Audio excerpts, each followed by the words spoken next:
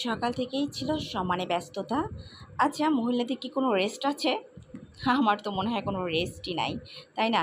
যতটুকুই রেস্ট থাকুক না কেন, সেই রেস্টের মধ্যেও চিন্তা করতে করতে সময় চলে যায় যে আমার তো এটা করতে হবে, আমার তো ওটা করতে হবে। কাজেই আপনি যতটুকু রেস্ট পাচ্ছেন সেটাও আপনার ওই টেনশন করতে করতেই চলে যায়। রেস্টের আর সেই আনন্দটা অনুভব হয় না, তাই না? যাই হোক, বকবক করতে করতে আমি রান্নাটাও বসিয়ে দিয়েছি। আমি প্রথমেই গরুর গোশটা বসিয়ে দিয়ে এবার চলে আসছি আমি শাকটাকে প্রসেস করার জন্য।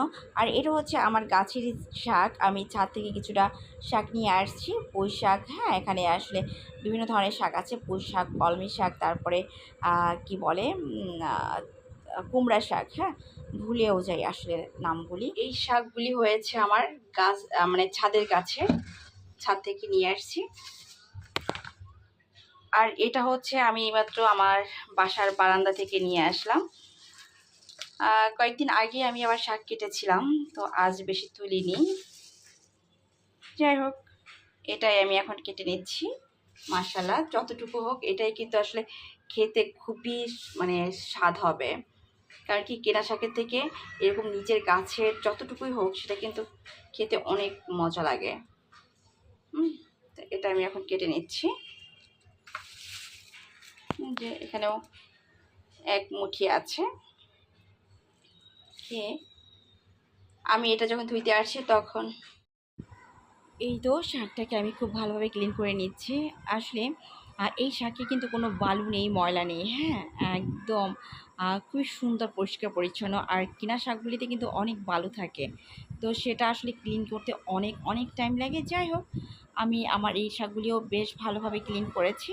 আর রান্নার ফাঁকে ফাঁকে আমি আবার কিছুটা আম কেটে নিয়েছিলাম।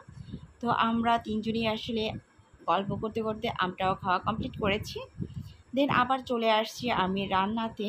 এবার আমি পটল ভাজি করব, তো পটল ভাজি করার উপরেই আমি আসলে পেঁয়াজটা দিয়ে দিয়েছি। এই পটলের সাথে পেঁয়াজটা আসলে ভাজা ভাজা হয়ে যাবে। এবার আমি ভালোভাবে একটু উল্টিয়ে পাল্টিয়ে দিচ্ছিলাম। এভাবে পটল ভাজি করলে কিন্তু পোলাও দিয়েও খেতে বেশ মজা লাগে। আর আমার মেয়ে রোদেলা, সেও কিন্তু খুবই পছন্দ করে এভাবে ভাজি করে দিলে। তার আসলে ছোটোবেলা থেকেই ফ্রাই জিনিসটাই বেশি পছন্দ, আমি সেটা খুবই ভালোভাবে খেয়াল করেছি। এবার একটু উল্টে পাল্টে দেওয়াতেই পেঁয়াজটা একদম অনেকটা নরম হয়ে যাবে। আমি ঢেকে দেবো না, ঢেকে দিলে দিলে অবশ্য পেঁয়াজটা একটু নরম হতো, কিন্তু পানি ছেড়ে যেত। এভাবে আসলে একটু ভাজা ভাজা হোক, হালকা ভাজবো অবশ্য। এই যে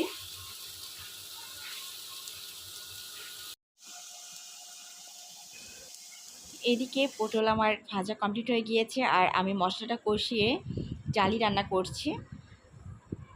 তো জালিটা আমি মশলার ভিতরে দিয়ে দিয়েছি, কারণ আমি আসলে গরম পানি দিব। এর জন্য আমি কিন্তু ওভেনে আসলে পানিটা সবসময় মগে গরম করে রেখে দিই সাইডে। এক এক করে সব রান্না আমি কমপ্লিট করে ফেলেছি। দেন এবার আমি সবজিটাও রান্না বসিয়ে দিয়েছি। দেন আমার রান্নাও কমপ্লিট হয়ে গিয়েছে। উপর দিয়ে আমি একটু জিরার গুঁড়া দিয়ে দিয়েছি। আমি এবার চিন্তা করেছি কিছুটা ছানা তৈরি করব। তো আমি কিছুটা ছানা করে নিয়েছি। এটা অবশ্য আমি ছানা আসলে আমি কিছুটা চিনি দিয়ে মিক্সড করে আমার মেয়েকে আমি দিয়েছি। সে অবশ্য অল্প খেয়েছে। আর এটা হচ্ছে আমার বিকেলবেলার চা। চা কফি আসলে যতটা কম খাওয়া যায় ততটাই কিন্তু শরীরের জন্য ভালো, বুঝি। তারপরেও কিন্তু প্রতিদিনই একবার করে খাই, একবারের জায়গায় দুবারও খাই। তো আজ এখানে বিদায় নিচ্ছি। আল্লাহ হাফেজ।